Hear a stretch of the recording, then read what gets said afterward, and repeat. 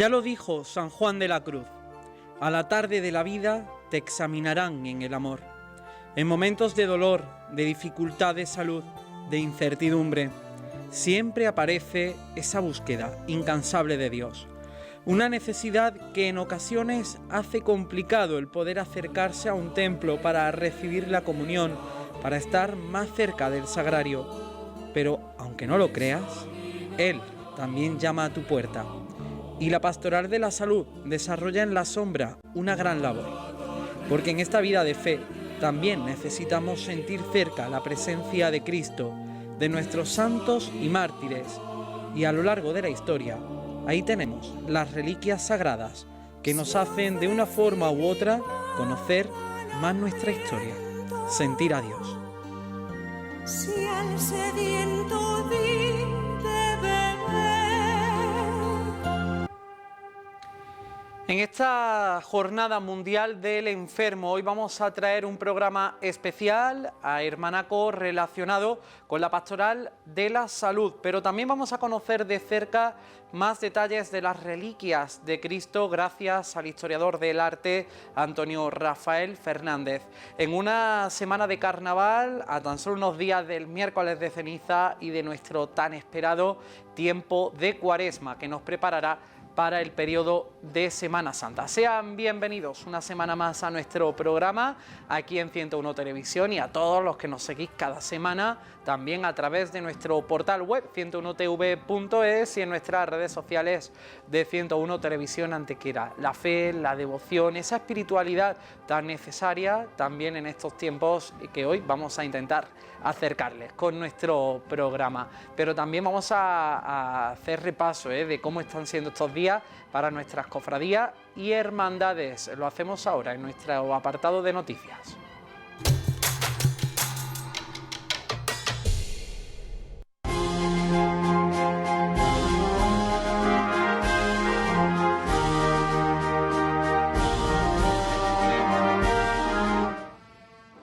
Pues gracias a Horticultores El Torcal, que también nos patrocina esta sección y con la que comenzamos nuestro repaso a la actualidad cofrade de estos días en la ciudad de Antequera, ya pensando, como les decía antes, en la Semana Santa de este año 2026, y la Cofradía de la Pollinica ha abierto ya el plazo de reserva de palmas de diferentes medidas. Hasta el próximo 15 de marzo pueden desarrollar esta reserva y el pago se realizará en el momento de la recogida. El número de teléfono es el 682-253-812 para ir desarrollando esos pedidos. Y la Cofradía del Rescate acogió hace unos días el 5º encuentro de jóvenes cofrades trinitarios en la Iglesia de la Santísima Trinidad. En él se congregaron jóvenes cofrades de hermandades trinitarias de Granada, Málaga, Córdoba, Dos Hermanas, Algeciras, San Fernando y Huelva. Previamente al inicio de la formación se realizó una visita por el interior del convento de la Trinidad, mostrando el patrimonio que posee, explicado por los jóvenes del grupo joven de la Cofradía del Martes Santo de Antequera. A continuación, su conciliario, el padre Antonio Jiménez, realizó la formación Las cofradías y hermandades trinitarias como expresión del carisma trinitario. Tras la misma se realizó una ruta cofrade por las iglesias del Carmen y de Belén, y en la tarde se realizó un taller guiado por los miembros del equipo de la Pastoral Juvenil Trinitaria que profundizó en la vocación. Para finalizar la jornada tuvo lugar una oración en el interior de la Iglesia de la Trinidad guiada por el sacerdote Vicente Elipe. La Cofradía del Rescate y su grupo joven quieren agradecer haber sido un año más los anfitriones de este evento, congregando a cofrades trinitarios de diferentes puntos de Andalucía. Y la Junta de Gobierno de la Archicofradía y de la Cofradía de la Soledad de Antequera, algunos de sus miembros han realizado recientemente una visita al taller del maestro tallista Daniel Ibáñez, donde ya se encuentra en marcha la ejecución de la nueva cruz de guía que abrirá el cortejo en un futuro de sus estaciones de penitencia. Durante la visita, los miembros de la corporación han podido conocer de primera mano el proceso creativo y artesanal que dará forma a esta pieza de gran relevancia para el patrimonio de la hermandad, valorando el cuidado esmero, la dedicación y el rigor artístico con el que se está desarrollando el proyecto.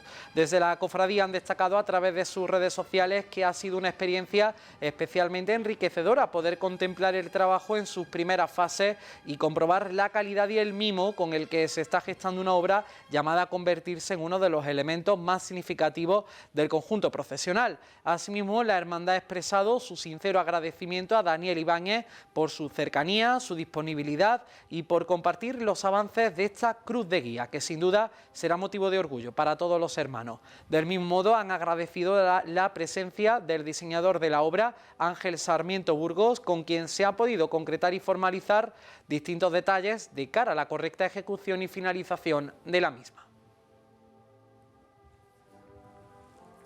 Y la Junta de Gobierno de la Archicofradía del Socorro de Antequera, a propuesta del hermano mayor, ha aprobado los nombramientos de hermanos mayores de insignia de cara al próximo Viernes Santo. Como novedad, Daniel Cuenca Gómez asumirá el cargo de hermano mayor de insignia de la Santa Cruz de Jerusalén, relevando a José María Mata Salamilla, a quien la Junta de Gobierno ha querido felicitar y agradecer públicamente la excelente labor realizada durante los últimos años al frente de esta función. Por otro lado, Lorenzo Corado Pérez y Javier Moreno Carrión continuarán desempeñando la responsabilidad de hermanos mayores de insignia de los tronos de nuestro Padre Jesús Nazareno y María Santísima del Socorro Coronada, respectivamente, dando así continuidad al trabajo y compromiso desarrollados hasta la fecha. Desde la Corporación Cofrade desean a los responsables una fructífera etapa en el desempeño de sus cargos, confiando en que su dedicación y entrega contribuirán al buen desarrollo de la próxima estación de penitencia del Viernes Santo de este año ya 2026. Y este pasado fin de semana, María Victoria Barón fue la encargada de desvelar a mediodía del pasado domingo el cartel del Lunes Santo de Antequera de la Cofradía de los Estudiantes para este año. Una obra realizada por el artista campillero Rafael Muñoz y que cuenta con la Virgen de la Veracruz como protagonista en el centro de la imagen. Más detalles daba la joven cofrade en la iglesia de San Francisco, donde además pudo compartir su devoción familiar desde pequeña en esta hermandad antequerana que ya también anuncia y se prepara para su Lunes Santo de este año 2026. El foco central rompe esta neutralidad con una explosión cromática en rojo sangre de nuestro Nazareno y en el verde de la buena muerte bendita del Santo Cristo Verde, enmarcando así el rostro de la Virgen de la Veracruz como protagonista absoluta, única, irrepetible e inimitable del cartel. Rafa ha entendido a la perfección el sentir estudiante. Nos ha demostrado que ella es el centro de este cartel y de nuestras vidas, porque ella es la Virgen, la Madre de Dios purísima y el ser de nuestra cofradía. 500 años de Veracruz en Antequera, 500 años rezándote, 500 años queriéndote. 500 años de historia y 65 lunes santos después y 35 carteles anunciándolo, aquí estamos de nuevo presentando un cartel que proclama la llegada del día soñado, el más anhelado. El lunes santo estudiante, el lunes santo antequerano. Lunes santo de mi casa, lunes santo de mi familia, lunes santo de mis amigos, lunes santo franciscano. Un año más para darle gracias a Dios por vivir otro lunes santo con los tuyos, con tu familia. Otro año con tus padres, con tus tíos, con tus abuelos. Otro lunes santo para poner sobre tu hombro, cruzando tu pecho y pasando por el corazón, esa banda de amor de color raso verde esperanza. Otro año para el reencuentro, otro año para la emoción, otro año para Rocío, otro año para la banda verde, otro año para el abrazo, la lágrima, otro año para el beso. Y para el suspiro y la mirada a todos los que nos rodean y viven este día con nosotros, con aquellos que comparto mi momento más especial y de los que no me imagino un lunes santo sin ellos. Acaba. Crecí jugando a rezar, entre incienso y campanas, viendo a Dios hecho nazareno, derramando su tierna mirada. Cristo verde, muerte buena, su silencio nos ampara, y una madre junto al madero que nos ama y nos abraza. Llegó sin avisar y se quedó para siempre en mi casa, Veracruz de mi vida, dulce madre que nunca falla. Manos buenas me enseñaron la tradición que no se gasta, y en los ojos de mis padres una historia que hoy se alarga. Con ella, siempre con ella, con campanilla, incienso o dalmática. Y hoy mi voz delante de ella, mi voz aquí se alza, para seguir queriéndola como antes, porque el tiempo pronto pasa. 21 lunes me hicieron lo que hoy soy, lo que hoy me llama, hija fiel de una cofradía que es principio y será mañana. Que suenen todas las marchas, que la emoción nos desborda, porque Antequera ya sabe que el lunes santo ya nos llama. Y si al final sola quedo, con mi amor y mi palabra, que me encuentre con una banda, la banda verde eterna, junto a ella y su mirada. Muchas gracias.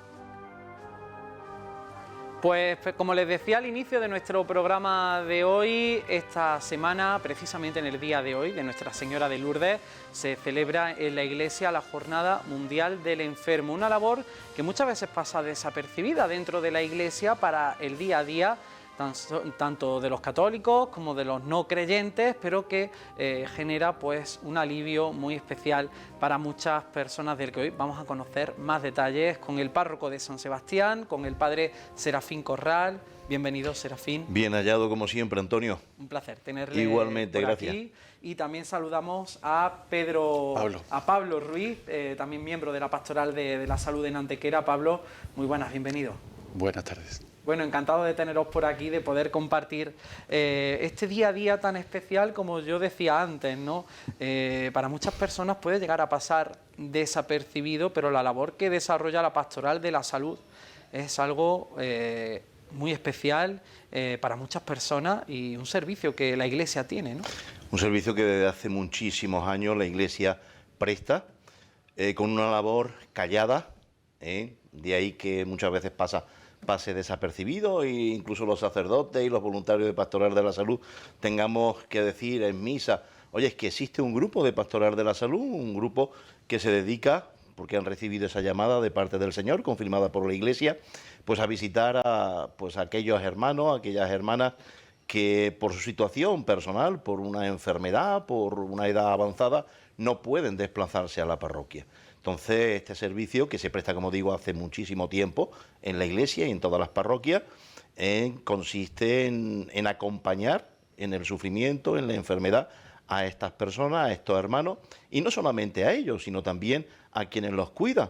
Los cuidadores necesitan también ser cuidados. Es una labor, como digo, para nosotros muy gratificante, ¿verdad, Pablo? Muy gratificante. Es una labor en la que el voluntario o el acompañante recibe mucho más de lo que da, ¿no? Y al final, pues es una experiencia que enriquece y que te hace crecer como persona y como cristiano, por supuesto.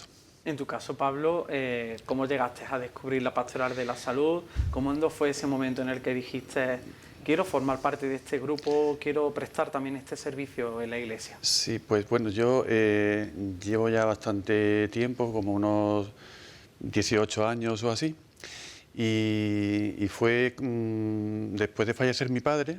Yo había conocido a una voluntaria que había llevado, la había visitado en los últimos días, pero bueno, lo veía como algo no muy relacionado conmigo, ¿no? Pero bueno, así de pronto luego pues surgió la oportunidad de participar, se reavivó el grupo que había en San Sebastián. Y poco a poco pues se fue reciclando y fueron incorporándose personas nuevas y a partir de ahí pues ha sido una labor continuada durante todo este tiempo.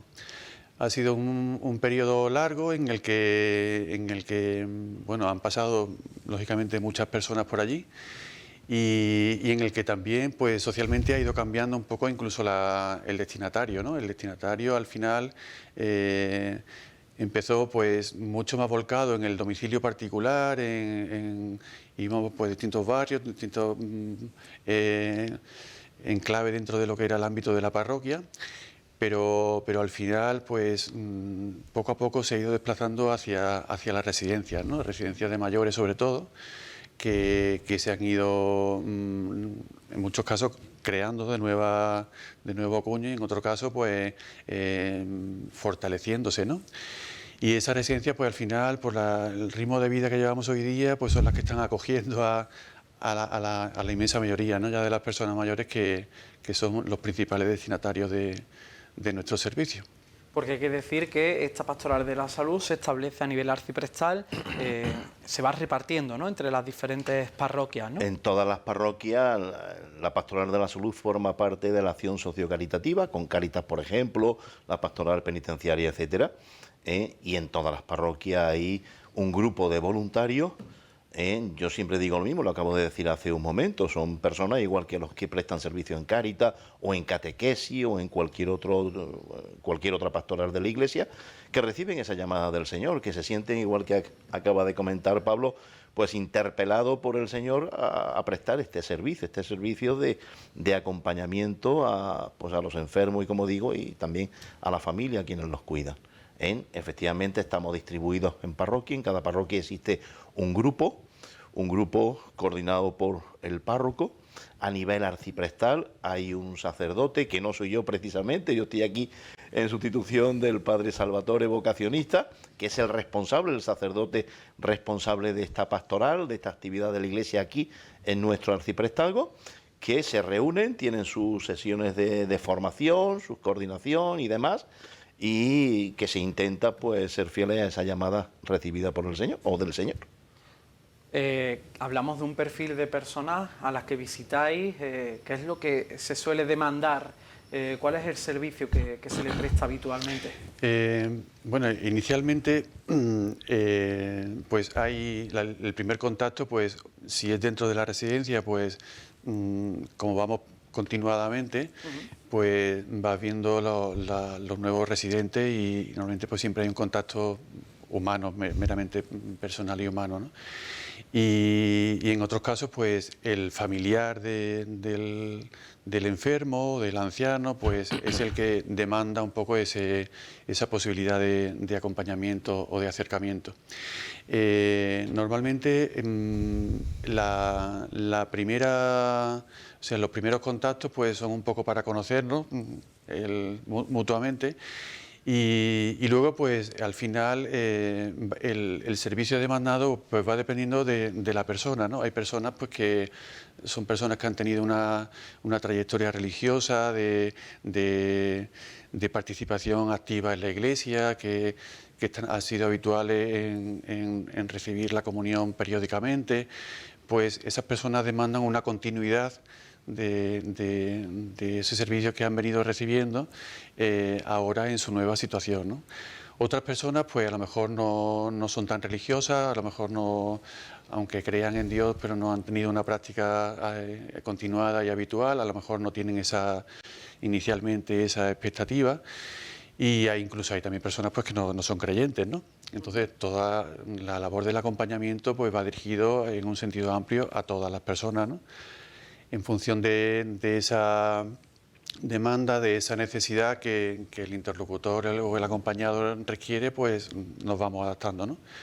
Y en todos los casos pues hay un enriquecimiento mutuo, ¿no? Tanto del acompañado como del acompañante, porque al final hay una interrelación humana y que es muy fructífera, ¿no? Y especialmente en nuestro ámbito ya dentro de la parroquia, pues especialmente a esas personas que si quieren y están interesadas en recibir la comunión, pues esas personas es que se transforman, es que te esperan cada semana porque les lleva para ellos lo más apreciado que les va ayudando en su estado actual, ¿no? Bien en la enfermedad, bien en la ancianidad, en la soledad, que también es muy frecuente, ¿no? Y ahí pues te esperan, vaya. Qué importante, al final hablamos de una labor que prácticamente, si recordamos, si viajamos en la historia, era también lo que hacía Jesucristo, ¿no? Visitar a aquellas personas que lo necesitaban, escuchar a todas las personas, curar, sanar a los enfermos, esa vocación, ¿no?, de estar y acompañar al prójimo, ¿no?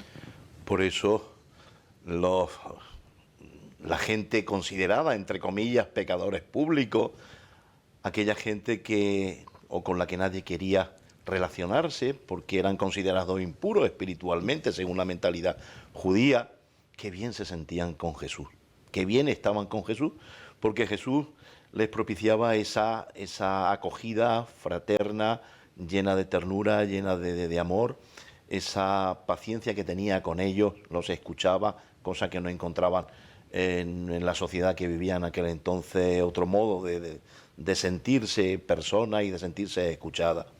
Pues aquí pasa igual, aquí no hemos inventado nada nuevo. La meta y el modelo y el ejemplo a seguir es Jesucristo. Jesucristo nos enseña que hay que propiciar esa acogida al hermano más necesitado, al hermano que está sufriendo, al hermano que lo está pasando mal a consecuencia, en este caso, de una enfermedad o de una debilidad. Y nosotros no hacemos nada extraordinario, solamente nos ponemos en manos del Señor, es decir, Señor, esto es empresa tuya, llévanos donde quiera y pon en nuestra mente, en nuestra boca, en nuestro corazón, esas palabras ungidas por tu Santo Espíritu que traspasen y que toquen los corazones de esta gente y que a través de las cuales pues tú puedas llegar con esa fortaleza y con esa ternura que tú nos das.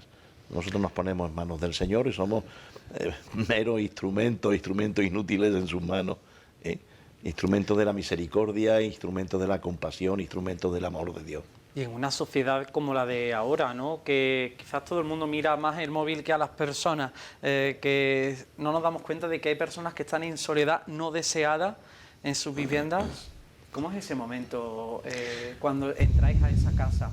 Pues como te decía, con ilusión, ¿no? Te decía, esperan que con nerviosismo, porque primero, ya al final, cuando haya mucha más relación humana, te esperan como persona, porque también es lógico, ¿no?, ese contacto personal que también poco a poco va uniendo, pero especialmente las personas que sobre todo reciben la comunión esperan al Señor, o sea, el Señor sigue visitando hoy al enfermo, es lo que tenemos que tener presente.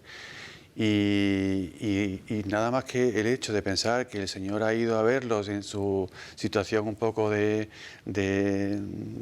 enfermedad o de desvalimiento, pues reciben una emoción y una fuerza pues que ayuda, le ayuda en su soledad y le ayuda a estar alegre, ¿no? Y le ayuda también a ayudar a los demás, porque muchas veces esa persona que parece ya pues, un poco apartada, ¿no?, por un poco la vida que llevamos todos, que parece que ya el anciano ya no vale para nada, ¿no?, está un poco ahí arrinconado, pero el anciano con su dolor, con su sufrimiento, con su propia vida, pues puede hacer mucho y ayuda, sigue ayudando a los de su entorno, a lo mejor es una ayuda más silenciosa, que no trasciende o no es muy pública, pero sí que sigue ayudando y se sigue sintiendo pues de algún modo útil en su familia, en su entorno, en la propia residencia y Jesús es el motor, lógicamente. Importante. Bueno, ahí está la iglesia de Antequera, ¿verdad? Y precisamente con motivo de esta Jornada Mundial del Enfermo,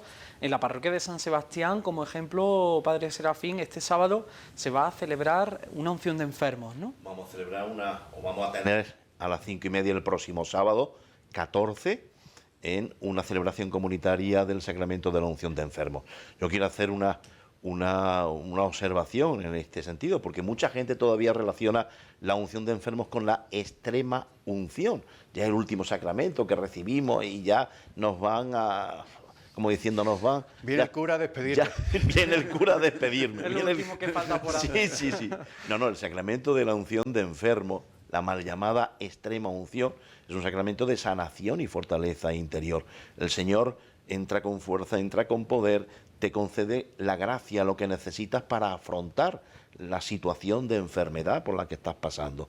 Y efectivamente, vamos a celebrar el próximo sábado, como te decía, vamos a tener vamos a disfrutar, a gozarnos de una celebración comunitaria de este sacramento. Este sacramento que lo administraremos, tendremos una celebración de la palabra, y en esa celebración de la palabra pues lo administraremos a las personas que reúnan los requisitos. ¿Cuáles son estos requisitos? Pues que tengan una edad pues considerable, sobreentiendo unos 70 años aproximadamente, entre 65 y 70 años, o que tengan una enfermedad importante, aún siendo más jóvenes, o que estén pendientes de una intervención quirúrgica importante. Entonces, todas esas personas que reúnan estos requisitos, pues pueden ser receptoras de ese sacramento. Todo sacramento es una gracia, una bendición del Señor. Y repito que no es extrema unción, es un sacramento de sanación interior. El Señor y los sacerdotes tenemos experiencia, o hemos tenido experiencia en algunas ocasiones cuando hemos administrado este sacramento. Este sacramento efectivamente te da vida, y hay personas que parecen que se van, y de buena primera le administra el sacramento y dice, y no se van, el Señor actúa. El Señor actúa no por magia, que aquí no hay magia ninguna, sino por su propia gracia, la gracia propia del sacramento que el Señor nos da.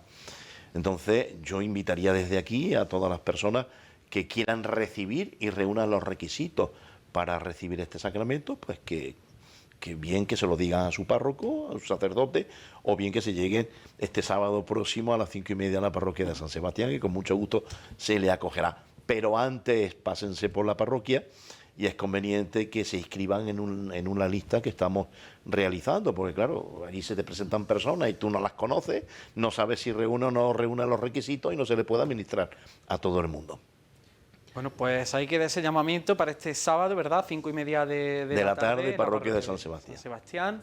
Y desde aquí, bueno, pues a todas aquellas personas, ¿verdad?, que estén interesadas en formar parte de la pastoral, en cualquier parroquia pueden acercarse y preguntar también para sumarse a vuestro equipo, ¿no? Por supuesto que sí. E incluso también las personas que necesiten de este servicio, que aunque tratamos de darle difusión dentro de lo que es nuestro ámbito, pero bueno, a veces pues también se desconoce y a lo mejor no se demanda pues por ese mismo desconocimiento. Pues por supuesto pueden acudir también para demandar el servicio que prestamos. Que no tengan cosa de entrar en la sacristía o llamar o ver directamente al párroco y decir, oye, mira, tengo un enfermo, oye, mira, os podéis llegar a visitar, que no tenga. Hay otra cosa que es bueno también comentarlo en el hospital. En el hospital hay un capellán y hay una asistente religiosa que se encargan de prestar este servicio en ese ámbito sanitario. Claro, el capellán y la asistente religiosa pueden entrar de por sí en una habitación, a no ser que se le llame. Entonces, todas las personas que, ojalá que no sean muchas, pero que se encuentren ingresadas en el hospital y que quieran ser visitadas para recibir la comunión o la confesión o la unción de enfermo, si el enfermo puede, si el paciente puede, que se lo diga a la enfermera, o si no puede, pues que un familiar vaya al control de enfermería y que comunique el deseo de la familia, si el paciente no está en condiciones, de reciba al menos la unción de enfermo. Entonces, invitamos también desde aquí a que todas las familias que estén en esa situación con un paciente, con un pariente, con un familiar ingresado en el hospital, que lo comuniquen al control de enfermería si desean que el capellán pues le administren la unción o cualquier sacramento, la confesión o la comunión.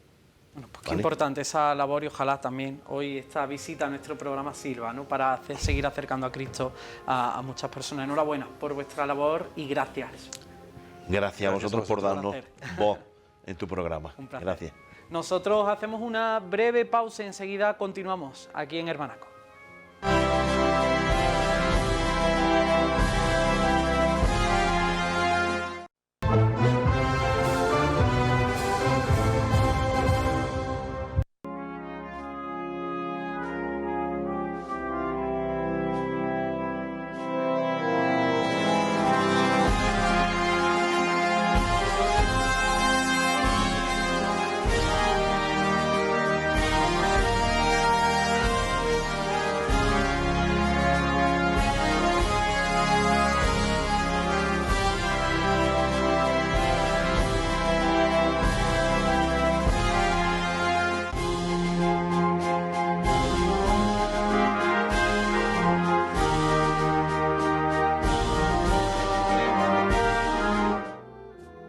Continuamos en nuestro programa Hermanaco de esta semana y qué importante es también en ciertas ocasiones sentir cerca a Cristo. Lo hemos visto con la visita de la Pastoral de la Salud a todas aquellas personas que lo van demandando, pero también en nuestro día a día se ha mantenido también esa espiritualidad en torno y sobre todo la investigación en torno a las reliquias. Hoy le vamos a dar más detalles de este tema con nuestro experto y doctor en Historia del Arte, Antonio Rafael Fernández. Antonio, muy buenas, bienvenido. Antonio, buenas noches, qué alegría volver a casa y volver a saludaros y pasar un ratito con vosotros, además de un tema tan interesante. Para nosotros también, además siempre lo hablamos, ¿no? En nuestro programa hacemos repaso de la actualidad, análisis también de la actualidad cofrade, pero como no, divulgación, porque nos gusta y nos encanta poder también compartir sobre temas de estudio, de investigaciones que vais desarrollando, como el que hoy nos trae, que además ha servido para una ponencia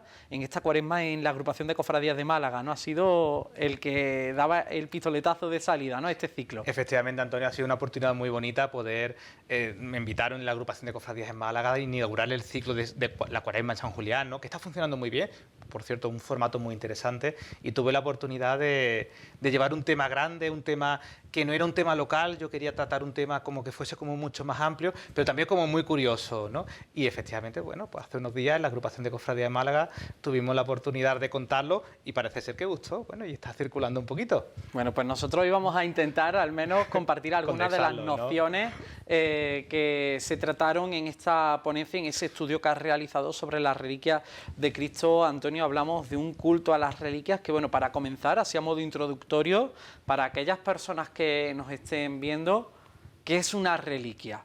Porque, claro, habrá alguien que diga, ¿qué es una reliquia? Vamos a empezar por ahí. Pues mira, una reliquia es una parte, hay de varios grados, normalmente son los 3 principales grados. Una reliquia es la parte, el primer grado es una parte del cuerpo de una persona, normalmente santificada, beatificada, etcétera, ¿no? Después tenemos reliquias que han estado, que tocaron esas personas, es decir, un bastón, un cinturón, etcétera, y después un tercer grado que serían reliquias que han estado en contacto con las otras dos anteriores. Claro, aquí hay un caso excepcional que son las reliquias relacionadas con la figura de Cristo. Es decir, claro, porque el del santo cualquiera es mucho más fácil encontrar un cacho de hueso o un corazón por ahí circulando, pero reliquias de primer grado, como son las reliquias de la Pasión de Cristo, son muchísimas más raras, ¿no? De hecho, los paños mortuorios son reliquias excepcionales, ¿no? O, por ejemplo, algunas reliquias que estuvieron en contacto directo con él, como por ejemplo la sangre. Es decir, pues se considera que hubo sangre de Cristo. En la Catedral de Murcia tuvo una reliquia durante muchísimo tiempo, la siguen teniendo, que es rarísima porque sería probablemente la única reliquia de primer grado que existiría, en el caso que fuese real, relacionado con Cristo, que era un pelo de la barba de Cristo. Imaginaros lo que podría suponer eso en el orbe cristiano que existiese esa reliquia.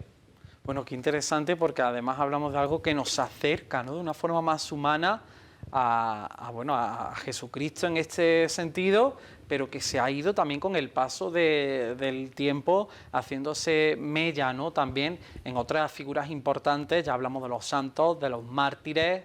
Aquí en Antequera, aquí estamos muy acostumbrados a escuchar la palabra reliquia, porque, por ejemplo, en este año que hemos tenido hace poquito tiempo, ese año jubilar en torno a la Beata Madre Carmen del Niño Jesús, hemos tenido, como las hermanas franciscanas, han tenido el placer, ¿no?, de poder hacer donaciones de pequeñas reliquias de la Beata Madre Carmen, algunas de nuestras cofradías y hermandades, de realidades católicas de la ciudad. Hablamos en este caso, de las reliquias de Madre Carmen y, como no, donde se encuentra, ¿no?, o su museo, ¿no? También nos hace acercarnos, ¿no?, también a Madre Carmen del Niño Jesús en este sentido, ¿no? Claro, Antonio, tenemos que tener en cuenta, ¿no?, y esto fue algo que yo hice mucho hincapié el otro día, ¿no?, ¿por qué existe la reliquia? ¿No? Parece una tontería, pero a cuento de qué viene, ¿no? La reliquia, en este caso la de los santos, como estás comentando, ¿no? Teníamos la de la Beata María Alonso en los Remedios también, ¿no?, que es una totalmente desconocida o muy desconocida fuera de Antequera, ¿no? Pero en el caso de las reliquias de la Pasión relacionadas con Cristo, también tenemos relacionadas con la Virgen, reliquias relacionadas con la Virgen o con San José, ¿no?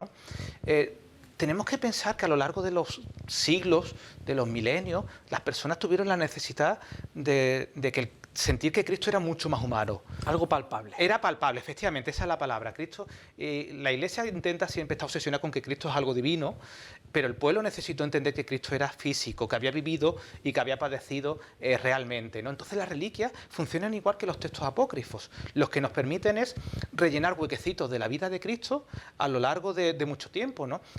Si tenemos la oportunidad de mencionarlos, por ejemplo, en España teníamos la reliquia de los santos pañales.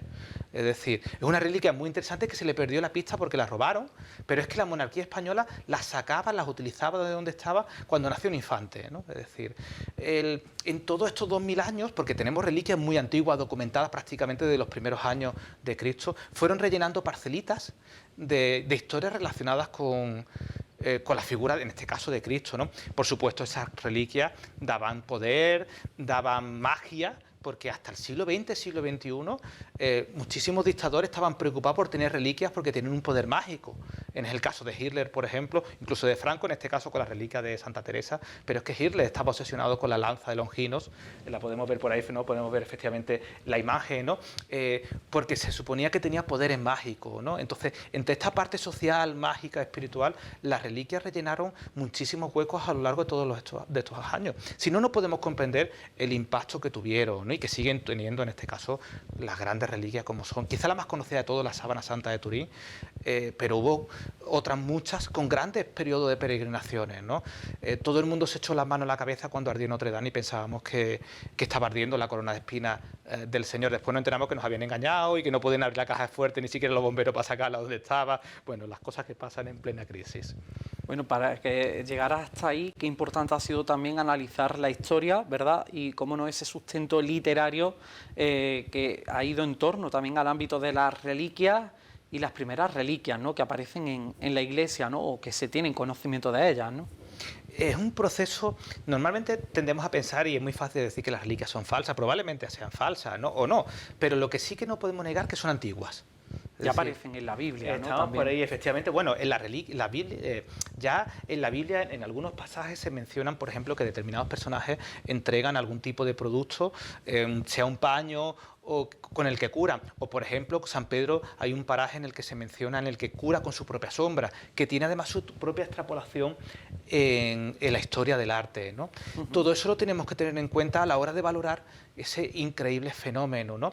Muchas de estas reliquias son muy antiguas y están documentadas desde muy antiguo, ¿no?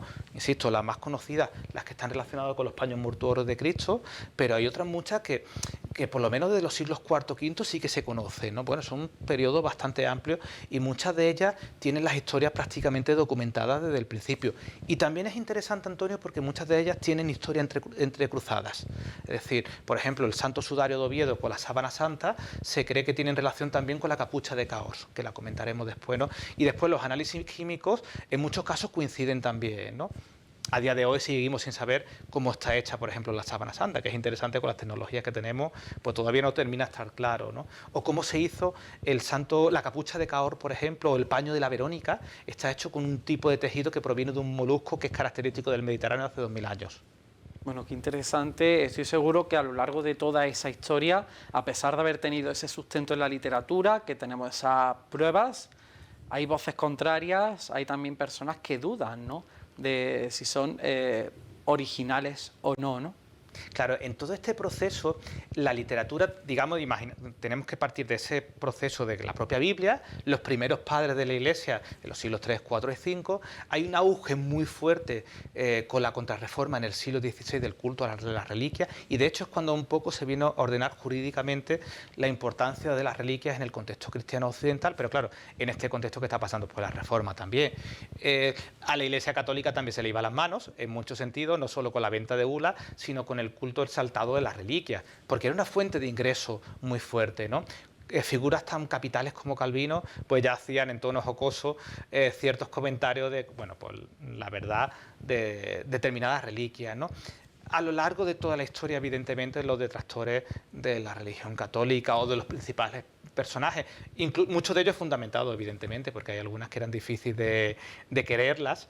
Hemos escuchado todas esas voces continuamente, ¿no? Hubo un debate muy aireado en torno a los siglos finales del siglo XVI, siglo XVII, pero porque es que la Iglesia se estaba partiendo en dos, y entonces había que utilizar cualquier instrumento, igual que la Virgen María, la virginidad de la Virgen fue uno de los grandes instrumentos atacados por un bando, ese mismo bando pues también atacó, por ejemplo, todo lo que tenía que ver con las reliquias, ¿no? En las iglesias protestantes, calvinistas, luteranas, etcétera, reformadas, intentaron limpiar sus credos de todo eso, hacer una fe menos vinculada a cosas materiales, ¿no? Pero es que en nuestro contexto la Iglesia Católica incluye las reliquias, igual que las romerías, las procesiones, es decir, que desde el siglo XVII se le da prácticamente la misma consideración, porque entienden que es la manera que el pueblo tiene, o una de las múltiples maneras que el pueblo tiene de relacionarse con la divinidad. Antonio. Hay algo muy interesante que hablamos de reliquias, que ahora hablaremos de todas las que van relacionadas con Jesucristo, pero también hay reliquias arquitectónicas de espacios, bueno, muchas de ellas hoy en día se conocen, ¿no? Porque ya son sitios también de peregrinación, ¿no? Claro, para el occidente cristiano, para el imaginario cristiano, ¿no? Cristiano apostólico romano, pero también para las iglesias ortodoxas, porque ahí sí que compartimos el mismo ideario, ¿no? Hay determinados puntos en el mundo, especialmente los que están ubicados en Jerusalén, por ejemplo, y en Egipto, en Jerusalén o en Israel, en un término mucho más amplio, ¿no? O en el barrio costo del Cairo de Egipto, ¿no? Tenemos determinados espacios que, claro, que están en contacto directo con la divinidad, están en contacto directo con la figura de Cristo, ¿no? Muchos de estos espacios se conocen desde la antigüedad, es decir, que el Santo Sepulcro no está allí por algo, está allí porque está documentado de hace 2000 años, ¿no? Y el sepulcro que existe allí está documentado de hace 2000 años, ¿no? Son los que llamamos somos grandes relicarios arquitectónicos, donde la propia arquitectura es punto de peregrinación. Y yo resaltaría, por ejemplo, tres: la Basílica del Santo Sepulcro que estamos comentando, el Muro de los Lamentos, de las Lamentaciones en Jerusalén, en la Ciudad Vieja, y justamente encima del Muro de los Lamentos tenemos la mezquita Al-Aqsa, que es donde se produce la ascensión de Mahoma, ¿no? Estamos hablando de una serie de sitios que son capitales para entender el fundamento de la religión, en el caso de Jerusalén, para cristianos, judíos y musulmanes, ¿no? Otro de los sitios importantes, por ejemplo, podemos hablar del cenáculo, que es el lugar donde se celebra la última misa, por ejemplo, la piedra donde está el Monte de los Olivos, etcétera, ¿no?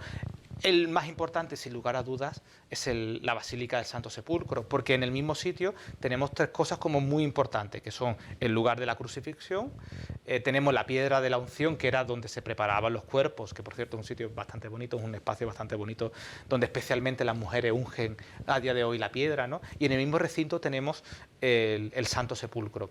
Esto nos cuesta entenderlo en la actualidad, pero cuando vemos el sustrato arqueológico, Antonio, y vemos los planos, entendemos que todo estaba relacionado. Es decir, vemos en las imágenes que el Santo Sepulcro o el Calvario estaba encima de una montaña, y la montaña está allí físicamente, lo que pasa es que se ha picado la piedra, y el Santo Sepulcro, que estaba adosado a una pared, pues actualmente está exento como una rotonda, ¿no? Son sitios complejos, porque claro, esta es la magnitud religiosa que tiene, que poner orden allí es bastante difícil, ¿no? En el Santo Sepulcro tiene una legislación propia, un status quo que se llama, en el que conviven dentro los cristianos romanos, cristianos ortodoxos, los etíopes, los coptos, etcétera, los armenios, y a todo eso hay que darle forma porque son diferentes maneras de entender la propia divinidad y todas tienen sus intereses, con lo cual es un sitio interesantísimo, no solo por todo lo que hay dentro, sino cómo se gestiona y cómo no se matan entre ellos. Bueno, pues son sitios cargados de espiritualidad, como hablamos del cenáculo, la Basílica del Santo Sepulcro, pero es que también está esa zona, ¿no?, del Calvario, la piedra de la unción, que a día de hoy pues siguen también generando esas visitas, ¿no?, o ese interés, ¿no? Estamos viendo, por ejemplo, la imagen que estamos viendo ahora mismo exactamente es el Monte Calvario. Claro, ahora lo vemos dentro de una iglesia, pero eso justamente, el cristal que estamos viendo es una piedra literalmente dura, y lo que vemos en el centro es como un agujerito donde tú puedes meter la mano, que era donde ponían las cruces derechas, ¿no? El espacio real, es decir, que se sabe que ese espacio era donde se crucificaban a los reos en la Jerusalén del periodo.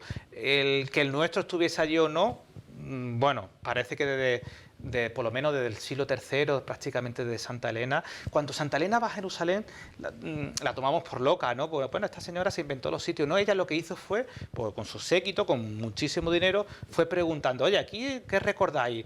A lo mejor, si nosotros pensamos... Hizo trabajo de campo, hizo ¿no? trabajo de investigación. efectivamente, Antonio. Cualquiera de nosotros podría alargar nuestra memoria perfectamente familiar hasta 150 años. Y casi que recordaríamos por medio de nuestras abuelas, pues nuestras bisabuelas, que vivieron ya a finales del siglo XIX, ¿no? Si a eso le sumamos un poco más, claro, es que eran sitios religiosos muy importantes. Entonces, dentro de que han pasado mucho tiempo, pero hizo un trabajo de buscar muchas cosas. Entonces, cuando iba, después tiene una parte un poco más fantástica también, ¿no? Pero sí que hubo ese intento de preguntar a las comunidades que vivían allí, a los primeros cristianos que habían estado en contacto con esos espacios, para ubicarlos realmente. Entonces, muchos de ellos, estas reliquias arquitectónicas, las conocemos perfectamente, ¿no? En el caso del Santo Sepulcro, como paradigmático entre todo ello, es que además ha tenido unos avatares muy marcados, desde que Jerusalén está en manos cristianas, se pierde, posteriormente está en manos musulmanas, bueno, pues un poco como el contexto actual hasta que llega a manos israelíes, etcétera. De hecho, el cenáculo, que es el lugar donde se celebró la última cena, es un lugar que es propiedad del Estado de Israel y tiene terminantemente prohibido hacer misa en ese sitio, por evitar problemas, salvo circunstancias como muy particulares, ¿no? Para que vean, porque son conscientes de lo complicado que es convivir con esos espacios que mueven tantísimas devociones, Antonio. Uno de esos espacios, como nos has mencionado, es el Santo Sepulcro. Es también cuando alguien viaja a Tierra Santa, uno de esos sitios que hay que ir, ¿no? Que hay que visitar alguna vez en la vida. Hay que visitar varias veces, yo ya lo he hecho varias veces. Siempre me gusta decir, Antonio, que en Jerusalén me encuentro como en casa, y es curioso que me siento muy cómodo, ¿no? Y cuando el otro día hablaba yo de la conferencia y todo esto, le decía, le puse un mapa, ¿no? Y le decía, este era mi barrio, aquí he estado yo viviendo, cuando he estado en Jerusalén las veces en las que he estado, ¿no? Y ahí vemos, por ejemplo, efectivamente esas imágenes, ¿no? Eso es digamos, una reconstrucción del Santo Sepulcro en su contexto. A la derecha totalmente estaría el Calvario y al frente estaría el Santo Sepulcro. Claro, todo eso hay que imaginárselo ahora dentro de una iglesia, ¿no? Es un sitio muy especial. Justamente la parte del Santo Sepulcro pertenece a la Iglesia Ortodoxa. Y de hecho ellos son los custodios, ¿no? Pero en la parte de atrás hay un señor etíope o copto que te deja meter la manita y que la gente no lo conoce, ¿no? Es un sitio muy especial. De hecho, la cámara del Santo Sepulcro, lo que se llama la edícula, tiene dos cámaras, es decir, en la primera, que sería como una antesala, había una gran piedra y la segunda estaría el sepulcro propiamente. Es un sitio que está lleno de luces, de velas, pues no paran de... Después dentro pasan muchas cosas curiosas, porque hay quien, el histérico cristiano que se va con todo el merchandising que ha comprado y lo vuelca encima de la tumba, entonces mientras que tú intentas rezar o estás en silencio, están removiendo encima del Santo Sepulcro todas las estampitas, rosario, todo lo que ha comprado, pero es parte del encanto. Es un sitio muy mágico, muy especial, y por supuesto que cuando viajas a Jerusalén es el sitio por excelencia que hay que visitar, ¿no? Que además tiene una liturgia muy particular, por ejemplo, ¿no?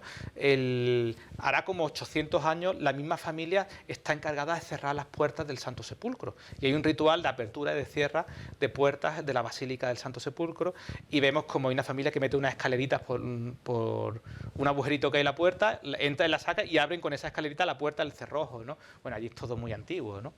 Bueno, qué maravilla, y además, sobre todo, que a pesar del paso de los años, de los siglos, ¿verdad?, estos sitios continúen teniendo también ese contacto físico de las personas, ¿no? Ahora que llega el tiempo de Cuaresma, un tiempo también muy propicio, ¿no?, también para visitar todas estas zonas con motivo de la Pascua y de reencontrarse con Dios, pero a su vez también, tú que has estado, Antonio, puedes comprobarlo, cómo la fe sigue moviendo a muchísimas generaciones Montañas. Y a nivel mundial, ¿no?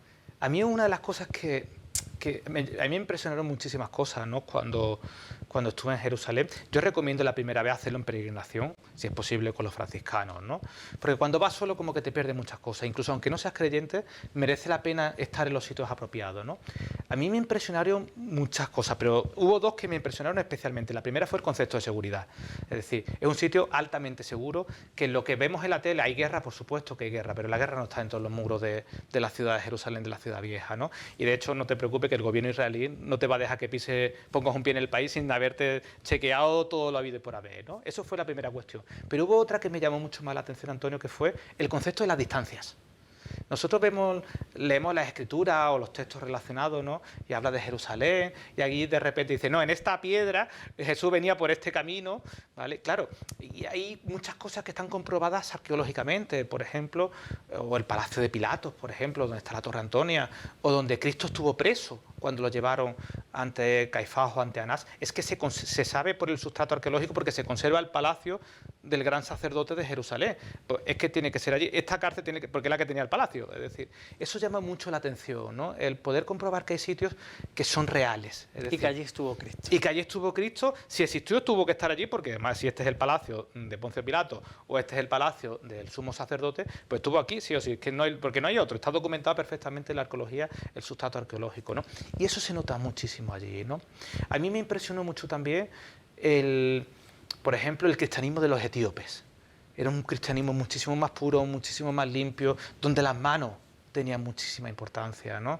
Eso también está por hablar de los coptos, ¿no? Los coptos son de las comunidades cristianas más antiguas del mundo, ¿no? Incluso en los armenios, ¿no? Eso se nota mucho en la ciudad vieja de Jerusalén, que lo explico también, Antonio, porque es interesante. Cuando imaginamos Jerusalén, tenemos un mal concepto. Jerusalén es como Madrid o como Barcelona o cualquier otra ciudad grande, y en medio de todo eso hay un cachito que es la ciudad vieja, ¿vale? En la ciudad vieja donde está el catarro de todo lo que a nosotros nos interesa, ¿no?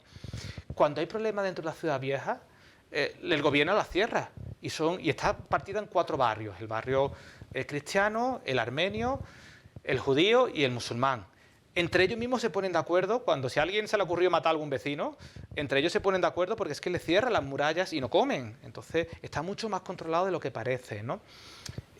Cuando estás allí ves que todo está relacionado. Entonces, poder tratar, por ejemplo, en esos barrios, que te comentaba también, se notan los modos de vida. Los musulmanes viven más en la calle, tienen las calles más sucias, y de repente los armenios, los cristianos y los judíos tienen sus partes de barrios impecables, ¿no? Son maneras de vivir totalmente diferentes, ¿no? De relacionarnos, ¿no? Y eso se nota muchísimo en la ciudad. Hay muchísimos sitios, por ejemplo, fuera de Jerusalén, pues la tumba de Lázaro. Se sabe que la tumba es histórica, ¿no? O sitios relacionados con la Virgen María, ¿no? Entonces, allí todo de repente cobra sentido. Hay algunos que cuesta un poco más de creer, pero todos los que tienen sustrato arqueológico están perfectamente documentados. Bueno, pues vamos a seguir hoy con Antonio Rafael descubriendo las reliquias ya ubicados en esa zona de Tierra Santa. Vamos a seguir también descubriendo esas reliquias de Jesucristo en nuestro programa, pero estamos a las puertas de la Cuaresma, no puede faltar nuestro ritmo cofrade. Ya saben que hace unos días en Campillos la Cofradía del Dulce Nombre celebraba una nueva edición de su certamen de marchas. Hoy Benito Áviles nos envía a la agrupación musical La Estrella de Jaén interpretando la marcha El Galeón del Dulce Nombre. Con su marcha, con su ritmo cofrade, hacemos una pausa y seguimos aquí en Hermanaco.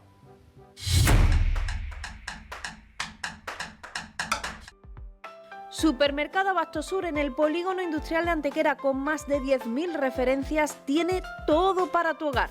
Con formatos ahorro, variedad de productos y grandes ofertas, porque para comprar en Abastosur no necesitas ser profesional ni ningún requisito, y todo con la máxima calidad. Abastosur cuenta con parking gratuito y el asesoramiento de grandes profesionales. Bienvenidos al ahorro, bienvenidos al supermercado de Abastosur.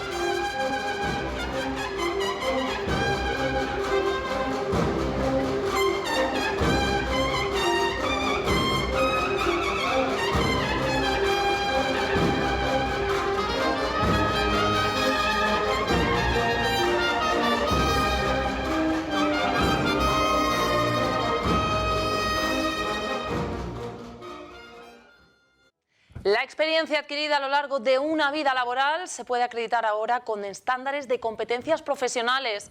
Existe un catálogo nacional donde están ordenados esos conocimientos y procedimientos que pueden ser reconocidos oficialmente. Un conjunto de estándares de competencias permite solicitar un certificado profesional y para su justificación hay que presentar los contratos de trabajo o el certificado de la empresa y los de la seguridad social, ya sea como autónomo o trabajador por cuenta ajena. En Andalucía, este proceso de acreditación de competencias profesionales se denomina Andalucía Acredita y permite también acreditar cursos y formación no reglada, aunque si no se cuenta con experiencias es necesario pasar por un proceso de evaluación con pruebas objetivas, prácticas, entrevistas profesionales en función de las competencias que se quiera reconocer.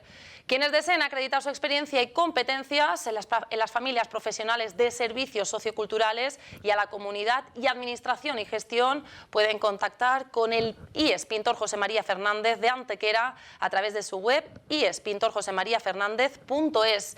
Para más información pueden consultar el Instituto Andaluz de Cualificaciones Profesionales, acción financiada por los fondos de la Unión Europea Next Generation, el Plan de Recuperación del Gobierno de España y la Junta de Andalucía.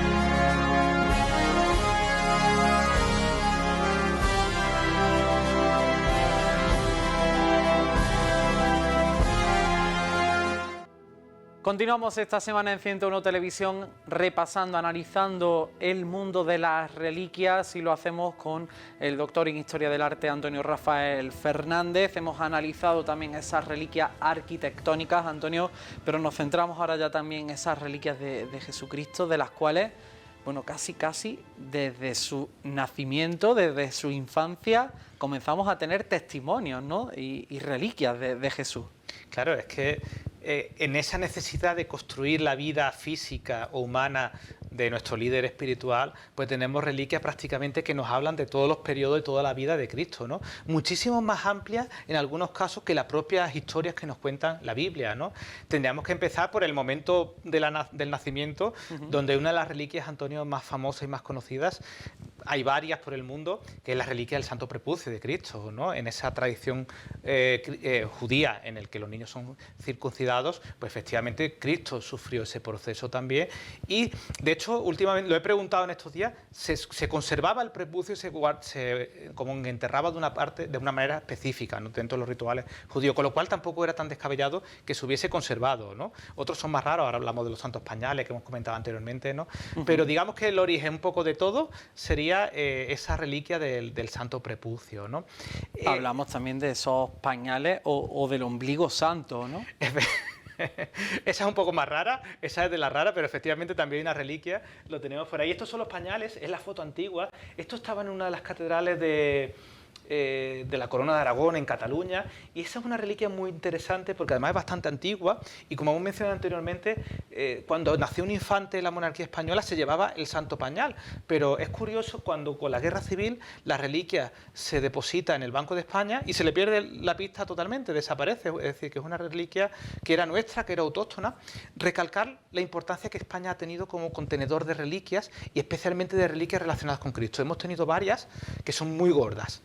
Si esa de Murcia era cierta, el pelo de la barba de Cristo, teníamos el pañal, por ejemplo, que hemos comentado también, pero es que tenemos, no olvidemos, el Santo Sudario de Oviedo, que es una reliquia capital, ¿no? Que después tenemos la oportunidad de comentar. Hay temas muy interesantes en este caso, hablamos del Santo Prepucio, del ombligo santo, pero el estornudo del Espíritu Santo, yo lo desconocía, Antonio. Esa es mi favorita, bueno, ahora mi favorita es la del huevo, ahora explicamos lo del huevo, pues ahí existe una reliquia almacenada en el Gran Relicario del Vaticano, que es la reliquia del estornudo, efectivamente, del Espíritu Santo, ¿no? Y en algún momento, pues el Espíritu Santo estornudó y alguien lo recogió en una botella y se conservó y estuvo al culto durante muchísimo tiempo. Esta es fantástica, Antonio, pero yo reconozco que me tiene enamorado totalmente el huevo del Espíritu Santo, de la paloma del Espíritu Santo. Hay una tradición muy antigua en el área germánica, y de hecho se conserva el huevo de la paloma, que dice que cuando el Espíritu Santo se convirtió en paloma, pues puso un huevo. Y el huevo existe, está en la Catedral de Maguncia, en Alemania. Y es una de las reliquias también históricas más importantes por lo que conllevaba, ¿no? También tenemos, hemos dicho la del Espíritu Santo, pero tenemos también un estornudo de San José. Por ejemplo, bastones de San José tenemos varios, correas tenemos varios, en ese sentido, bueno, son cosas como que a nuestra mirada son difíciles de entender, Antonio, pero que en su momento cumplían esas necesidades. Al final, que exista algo físico del Espíritu Santo quiere decir que era real. Es decir, que la gente lo veía, que tú llegabas allí y veías la botella. Lo que tuviese dentro no era importante, lo que tú estabas viendo, que aquello era del Espíritu Santo, ¿no? Tenemos que entenderlo de esta manera. Imágenes también de ese santuario de los Reyes Magos, o las reliquias, ¿no?, de los regalos de los Reyes Magos que se han mantenido, ¿no?, se han conservado. Esa ha sido uno de mis últimos descubrimientos, porque el que estamos viendo ahora mismo es el Arca Santa, el Santo Santorum en la Catedral de Colonia, donde se guardan los cráneos de los 3 Reyes Magos. Esta era muy conocida y además tiene muchísima literatura al respecto. Pero hace poco me encontré, Antonio, pues en este mundo de las redes sociales y demás, la reliquia efectivamente de los regalos de Cristo, o los regalos que le hicieron los Reyes Magos a Cristo, y se conservan en el Monte Athos, cerca de Atenas, donde hay un conjunto de monasterios ortodoxos bastante importante. Pues tenemos un relicario que tiene, pues, mirra, incienso, etcétera. Es un relicario, por cierto, que es muy bonito, si tenemos la oportunidad de ver, y es muy raro, es una de las grandes reliquias desconocidas, ¿no? Aquí pueden ver, lo que están viendo, digamos que como que las semillas están ensartadas y lo que vemos en cada uno de ellos, ¿no? Es una reliquia muy curiosa, ¿no?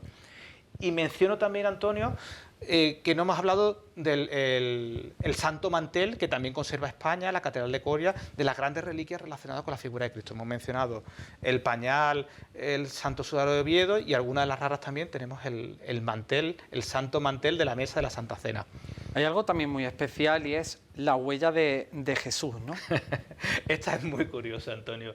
Esta es una muy curiosa. Hay por lo menos 2 huellas diferentes, pero y además son grandes, son en piedra, y vamos a explicar un poco cuándo se supone que surge o se imprime. Esas huellas se consideran que están hechas en el momento de la asunción del Señor al cielo, la transfiguración del Señor.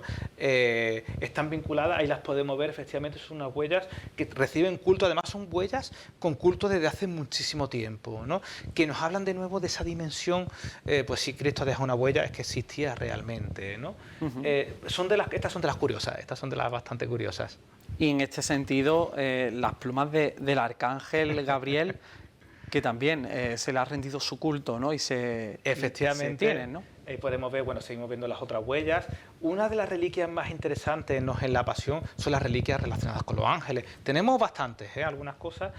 Por ejemplo, aquí podemos ver efectivamente, esta está relacionada con el arcángel Gabriel, que no era cualquier personaje, porque además es el mensajero de Dios y el que se encarga de dar noticias. Mensajero tan importante que es el mismo que se le aparece a Mahoma. En ese sustrato, como el Islam hace suyo determinadas cuestiones en las religiones anteriores, pues un arcángel tan importante. Pues en diversos contextos del orbe cristiano se conservan plumas también del arcángel Gabriel en este caso. Hay alguna pluma también de la paloma del Espíritu Santo por ahí circulando. Bueno, hablamos de reliquias, hemos hablado de la infancia de Jesús, de la vida de Jesús, no podemos faltar en este sentido, y ahora iremos ampliando más detalles, pero elementos que formaron parte de la pasión de Jesucristo, como la escalera santa o la mesa de la última cena, que también, ¿no? Y la silla, y la silla también la tenemos. Estas son quizás las reliquias más conocidas de todas las que estamos mencionando, y digamos que también, en cierta manera, las más verídicas a nivel de fuentes históricas, ¿no?, porque son las que mencionan muchas de ellas directamente, ¿no? También muchas de ellas fueron construidas por el imaginario popular y la literatura, por ejemplo, mística o asceta, a lo largo de los años, ¿no? La escala santa, esta que estamos comentando, esta llega en el siglo XVIII, se traslada a Roma y actualmente es un sitio de peregrinación súper importante que está justamente, digo literalmente, en la puerta de la Basílica de San Juan de Letrán, cruzas la calle y enfrente te la encuentras, ¿no? La tradición dice que tienes que subir de rodillas, ¿no? O por ejemplo, el relicario de la mesa de la Santa Cena, cuando sabemos que los judíos comían sobre el suelo, ¿no? Pero bueno, la reliquia existe, ¿no? También existe la silla, que le estamos hablando. En la Catedral de San Juan de Letrán justamente vemos esta capilla, este espacio donde se conservan efectivamente las reliquias de la Santa Cena, ¿no? Claro, con esas reliquias hay relacionadas muchísimas con este acto específico de la comida o de la bendición del pan. Serían esas reliquias más gastronómicas, ¿no? También relacionadas con la vida de Jesús. Claro, como teníamos esa necesidad de saber quién era, cómo vivió, pues también teníamos la necesidad de saber cómo comía, ¿no? A lo largo del mundo hay muchísimos mendrugos de pan carbonizados o congelados, no sé cuál es la palabra, convertidos en piedra. Bueno, por cierto, este es el Santo Mantel de la Catedral de Coria, que es bastante interesante, está menos estudiado que el resto de las reliquias, pero hace poco se hizo muy famoso porque se lo llevaron a Fitur directamente, entonces como que de repente se ha convertido en una reliquia como muy famosa, ¿no? Es interesante, bueno, porque se quiere poner de manifiesto con los tejidos de la época, ¿no? Y como estaba mencionando, pues estas reliquias gastronómicas, pues sabemos en muchos sitios cosas que se pusieron encima de la mesa, probablemente encima de este mantel. En este caso, Antonio, hablamos de elementos gastronómicos. Hay un tema muy especial también y muy relacionado además, por cierto, con la pasión de Cristo. Estamos viendo también ahora imágenes de ese santo cáliz, como son las monedas de Judas. La moneda de Judas, bueno, el Santo Cáliz, ahora lo comentamos. Existen monedas de Judas repartidas por todo el mundo, son bastante curiosas, pero sí que es cierto, yo el otro día hice hincapié, ¿no? Expliqué cuáles eran, si fuesen ciertas, cómo tenían que ser, porque según los sustratos arqueológicos y lo que dicen los historiadores, hay dos tipos de monedas que coinciden con las que pudo utilizarse justamente en ese periodo de tiempo, ¿no? En España hemos tenido habitualmente una gran tradición de monedas de Judas, es uno de los sitios que más se han conservado, Antonio. Hablamos de unas monedas que, como ya todo el mundo conoce, ¿no? En el Evangelio hacen vender a Jesús para que sea entregado. Hablamos de la pasión de Cristo y ahí encontramos ya quizás también esos elementos, ¿no? Hablamos de la columna, la corona de espinas o la sangre de Cristo, ¿no? O incluso el madero de la cruz también como reliquia, ¿no? El más conocido es el madero, y además sabemos en este caso con la historia de Santa Irene, que es quien lo descubre, que descubre el madero y descubre la túnica de Cristo, que después lo comentaremos también, que esa idea es importante, ¿no? En las columnas tenemos la que está en Santa Prasada en Roma y tenemos otra en Jerusalén, pues bueno, las dos con sus propias historias. En este caso, bueno, vemos el Cristo del Mayor Dolor con la columna corta, porque es interesante, porque a finales del siglo XVI la historia del arte inventa la columna de fuste alto, y después de nuevo en el siglo XVIII, como presenta el Cristo del Mayor Dolor, se presenta la columna corta de nuevo, ¿no? Estas son reliquias muy, muy conocidas y muy relacionadas, pero dentro de esta de la Pasión, Antonio, hay un grupo que son menos conocidas. Por ejemplo, hay cuerdas, hay clavos, hay grilletes. Esas son de las que existen muy poquitos conocidas, de hecho es difícil encontrar fotos de ellas, ¿no? Pero la esponja, la lanza, etcétera, y después cacharritos pequeñitos, ¿no? De esos tenemos bastante, ¿no? Ahí cuando se dice, los que están en contra, ¿no? Es que tendríamos para reconstruir 300 cruces con los cachitos que por el mundo. No es cierto, pues estamos hablando de cachitos que en muchos casos microscópicos realmente, ¿no? Hemos mencionado anteriormente una de las más conocidas. Bueno, por cierto, esta imagen que les recomiendo también que lo vean es la de la sangre de Cristo, efectivamente, que está en Brujas. Es un sitio que, por cierto, la ciudad de Brujas es una ciudad preciosa y montan una procesión bastante interesante con recreaciones históricas, ¿no? Y se supone que se conserva la sangre de Cristo.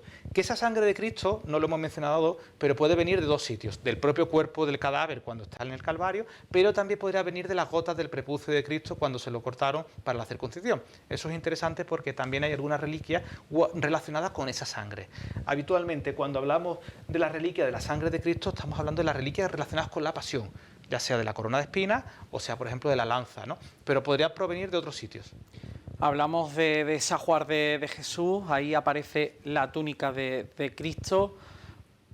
tiene una historia muy especial, ¿verdad?, de esta prenda. Y además a nosotros nos toca muy de cerca, ¿no? Antonio, ¿no? Los que me conocen saben que yo le tengo un cariño especial, ¿no?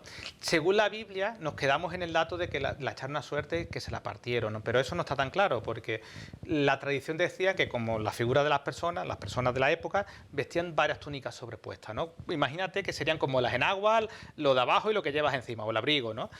Se entiende que lo que se sorteó fue como el último paño que llevaría puesto Cristo en ese momento, ¿no? Que además, coincidiendo con la iconografía del Cristo del Mayor Dolor, que es un Cristo recogiendo las vestiduras, ¿no?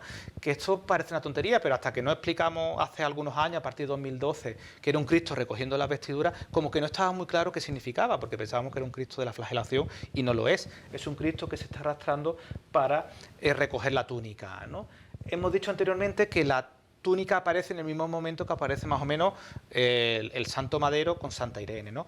Y tiene una historia muy interesante porque desde el origen en Jerusalén, digamos que después hay dos historias en paralelo, ¿vale? Una que la túnica se queda en Jerusalén y llega a un sitio, llega a Treveri, es decir, pero sí que es cierto que están entrelacionadas y lo que se considera actualmente es que las túnicas, las dos que se conservan en el mundo, eran parte de esos dos paños que estamos comentando, uno inferior y otro superior. También tenemos que decir de ellas que son túnicas que están menos estudiadas que el Santo Sudario, por ejemplo, o la sábana santa, pero están ahí, son prendas bastante interesantes que además se conservan desde antiguo, están relacionadas por supuesto con la emperatriz Irene, con Carlomagno, etcétera, ¿no? Y fueron objeto de peregrinaciones múltiples a lo largo de los siglos, Antonio.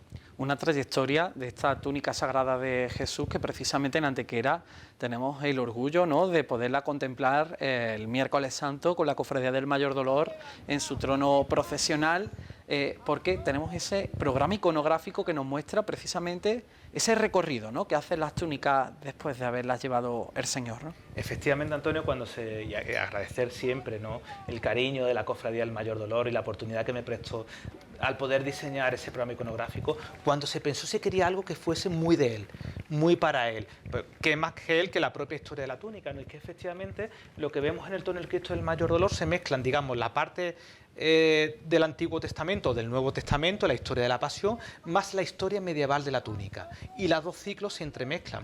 Pasan muchas cosas. Le animo a todo el mundo que vean el programa iconográfico. Por ejemplo, escogimos la túnica, en todas las cartelas aparece reflejada en rojo. Juan Vega, que fue el imaginero que realizó la obra, ¿no? Cuando en todas las cartelas siempre hay un leitmotiv que es la túnica en rojo. Pero después hay algo mucho más interesante también, que es que, claro, estamos en Antequera, pues desarrollamos un programa iconográfico cuya pasión se desarrolla en la ciudad de Antequera y todas las cartelas están llenas de detallitos que encajan en la escena que estamos viendo en la propia ciudad de Antequera. No recuerdo ahora mismo cuál es, creo que es la de la hemorroísa. Lo que estamos viendo al fondo es el tabernáculo de la parroquia de San Sebastián. Estamos viendo el niño, la sillita en la que se sienta el niño de Diego Márquez, que hay en el museo de la ciudad de Antequera. Es decir, todo se escogió un repertorio. Tiene un porqué. Todo tiene un porqué y además se hizo para la tierra y además, bueno, pues nos permitimos soñar de que esta Antequera, que también a lo largo de los años se consideró como la Jerusalén o como la Nueva Roma, ¿no? Es decir, que hay una relación con el sustrato literario también. Nos vamos quedando sin tiempo, esto es un tema que tendremos que ir ampliando en próximos programas, pero hemos hablado de la túnica, algo muy especial también que hay que tratar es el Santo Rostro, y hablando de la Pasión, ahí tenemos ese paño de la Verónica, que aquí en Antequera tiene al Socorro, ¿no?, y al Señor de la Verónica como iconos, pero que también es una reliquia, ¿no? Se conserva el paño, bueno, en pincelada rápidamente, el paño también tiene su historia y en algún momento dado termina en Roma. Con el saqueo de la ciudad de Roma a principios del siglo XVI se le pierde la pista al paño y Roma se inventa una historia de que el paño seguía existiendo, pero luego es curioso porque ellos mismos se contradicieron, porque Roma empezó a divulgar el paño de la Verónica con los ojos cerrados, cuando históricamente se sabía que las imágenes antiguas tenían el paño, los ojos abiertos, ¿no? Entonces, posteriormente, por circunstancias de la vida, se descubre que el paño está en Francia y se establece que es el que se había robado en Roma. Lo interesante del paño de la Verónica, Antonio, es que ya desde la Edad Media se había puesto de manifiesto que tenía que existir algún tipo de fuente común para de fuente de inspiración para reflejar el rostro de Cristo, porque cuando superponemos el paño de la Verónica, el que está en Francia, con multitud de pinturas, pero no solo aquí estamos viendo el paño, sino pinturas que prácticamente desde el siglo VI, VII ya reflejan una misma estructura anatómica. Pues claro, es que se consideró, actualmente se sabe que probablemente todas venían de un mismo icono y el icono era este que estamos viendo. ¿Y esto podría ser entonces el rostro de Cristo? Podría ser el rostro de Cristo, efectivamente, en ese momento en el que se le enjuga el paño, en la cara con el paño. Es muy interesante porque está hecho con un tipo de tejido rarísimo, Antonio, que es un tipo de molusco propio del Mediterráneo, que era carísimo en la época, con lo cual estaríamos hablando también de algo, desde el punto de vista económico, bastante interesante, ¿no? Porque todo el mundo no se podía permitir ese paño. Es muy raro, no le da la luz, no es translúcido, es un paño muy, muy particular, que está estudiado muchísimo desde la perspectiva de física, ¿no? Porque su composición es rara y era muy, muy caro, ¿no? Ese paño coincide con el Santo Sudario de Oviedo y con la Sábana Santa, con lo cual tenemos que siempre poner las reliquias, cobran sentido unas con otras, especialmente los paños mortuorios o los paños de la Pasión, porque coinciden las mismas manchas de sangre, por ejemplo. Bueno, qué llamativo, porque al final hace encadenar, ¿no?, también a nivel temporal esos tejidos que a día de hoy, bueno, pues al final sea también un sitio de peregrinación y que se le rinda ese culto, ¿no? Aquí lo tenemos sagrado con el Señor de la Verónica para todos aquellos que entran o salen de la ciudad o cuando llega el mes de agosto, o en la Cofradía del Socorro, ¿no?, que por suerte tenemos un paño cada año también con la cofradía. Cada año, y cada año nos refleja el rostro de la divinidad de una manera diferente, que también es lo bonito, que para eso estamos en el siglo XXI y nos podemos permitir imaginarlo con caras múltiples, ¿no? Es una devoción fuerte de la ciudad, históricamente lo fue, especialmente lo del Señor de la Verónica, quizás de las devociones también más fuertes en el contexto del siglo XXI de la ciudad antequera. No hay ningún nazareno en la ciudad antequera que tenga la devoción que tiene el paño de la Verónica, por ejemplo. Esto es interesante de tener en cuenta. De tratarlo con calma también y hacer estudios y análisis, porque ahí estaba, ¿no? También además la trayectoria que han tenido de estar en un cortijo a tener su ermita propia, ¿no?, y esa capacidad de devoción, ¿no? Bueno, y punto de encuentro, ¿no? Hablamos anteriormente, ¿no? Si esto fuese una reliquia original, como veníamos comenzando, Antonio, esto pone de manifiesto lo que mueve las reliquias, lo que mueve en este caso la imagen de Cristo, porque es que ha pasado de la nada a serlo todo, pero y serlo todo en el sentido que es que además es un espacio de visita continua. Tú has dicho, los que pasan por la ciudad se la encuentran, pero ¿qué peregrinaje tienen diariamente las personas que dan su paseo de la tarde a la noche a visitar al Señor de la Verónica, ¿no?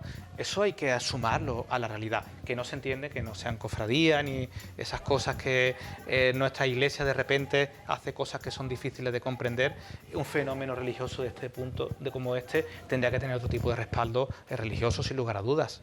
Bueno, ya como grupo parroquial, ¿verdad? Se dio ese pasito hace algunos años, pero ahí tenemos cómo va también avanzando esa devoción al Señor de la Verónica. Bueno, aquí nos quedamos, quedan muchos temas por tratar de las reliquias, sobre todo ya esa parte quizá final, también muy interesante, como fue la muerte de Jesús, su resurrección, la Sábana Santa. Lo trataremos porque Antonio en eso es experto y encantado de tenerte por aquí, como siempre, para analizar todos esos estudios que vas desarrollando. Enhorabuena. Y gracias por acompañarnos. Muchísimas gracias, un placer. Nosotros vamos a abrir ya nuestra agenda cofrade porque estamos a las puertas del tiempo de Cuaresma y esta semana, aunque sea de carnaval, es también semana de Cabildo.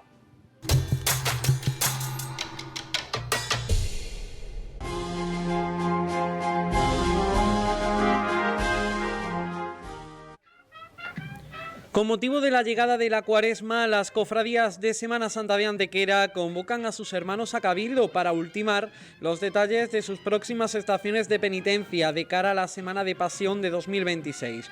Un listado que poco a poco se va completando y que durante esta semana pues tendrán importantes citas. La Cofradía del Socorro convoca a sus hermanos este jueves 12 de febrero a las 8 de la tarde en primera convocatoria y a las 8:30 en segunda en la iglesia de Santa María de Jesús. Entre los puntos del orden del día se encuentran los cultos y actos a celebrar en Cuaresma, informe de la salida procesional 2026 o aprobación si procede de los presupuestos del año 2026, así como nombramiento de censores para revisar balance general del año 2025. También este jueves la Cofradía del Rescate celebra su cabildo, será a las 8:30 de la tarde en primera convocatoria y a las 9 en segunda en la Iglesia de la Santísima Trinidad. Entre los puntos del orden del día, establecer los cultos cuaresmales, aprobación si procede de horarios e itinerario de la salida procesional del Martes Santo o aprobación si procede del presupuesto del ejercicio económico para 2026. En la jornada del viernes 13 de febrero, la Cofradía de los Dolores convoca su cabildo a las 8 de la tarde en primera convocatoria y a las 8:30 en segunda en su casa de hermandad, ubicada en Calle Fresca número 30. Entre los puntos del orden del día, informe del calendario de cultos cuaresmales, aprobación si procede de horarios e itinerario de la salida procesional del Jueves Santo, informe sobre la gestión de los tronos, informe de restauración del Cristo caído o aprobación si procede del presupuesto del ejercicio económico para el año 2026. También este viernes celebra su cabildo la Cofradía de la Soledad. Será a las 8:30 en primera convocatoria y a las 9 en segunda en su casa de hermandad anexa a la iglesia de Nuestra Señora del Carmen. Entre los puntos del orden del día, presupuestos del año 2026, así como el horario e itinerario del próximo Viernes Santo. La Cofradía de los Estudiantes convoca cabildo este sábado 14 de febrero a las 12 del mediodía en primera convocatoria y a las 12:30 en segunda en la iglesia de San Francisco del Real Monasterio de San Zoilo. Entre los puntos del orden del día, cultos cuaresmales, salida y orden procesional del Lunes Santo o presupuestos anuales de ingresos y gastos. Ya en la jornada de este domingo 15 de febrero, la Cofradía de la Pollinica convoca su cabildo a las 11:30 de la mañana en primera convocatoria y a las 12 en segunda en la iglesia de San Agustín. Entre los puntos del orden del día, presupuesto de 2026, novedades del Domingo de Ramos de este año, así como presentación y aprobación si procede de las propuestas de desfiles procesionales para el próximo Domingo de Ramos. También este domingo celebra su cabildo la Cofradía del Mayor Dolor, a las 12:30 del mediodía en primera convocatoria y a la 1 en segunda en los salones parroquiales de la Iglesia Colegial de San Sebastián. Entre los puntos del orden del día, informes de cultos cuaresmales, informe y aprobación del desfile procesional del Miércoles Santo 2026, horarios e itinerarios y supresión del guión presidencial. Además de la aprobación del balance del ejercicio económico 2024 o informe y aprobación del presupuesto anual de ingresos y gastos 2026. Por su parte, la Cofradía de Abajo celebrará su cabildo el próximo viernes 20 de febrero. Además, este sábado, con motivo esta semana de la Jornada Mundial del Enfermo, la parroquia de San Sebastián celebrará de manera comunitaria unción de enfermos a las 5:30 de la tarde. Bueno, pues agenda importante de cabildos, que los hermanos deben de acudir a sus cabildos, donde se ratificarán todos esos horarios e itinerarios que les iremos dando a conocer conforme se vayan sabiendo. Terminamos nuestro programa de esta semana, lo hacemos pues con esa cuenta atrás para las semanas de Pasión. 46 días quedan para el Domingo de Ramos y hoy vamos a recordar cómo fue el paso por tribuna de la Cofradía del Mayor Dolor el pasado año. Gracias por estar ahí y que Dios les bendiga. Hasta la próxima semana.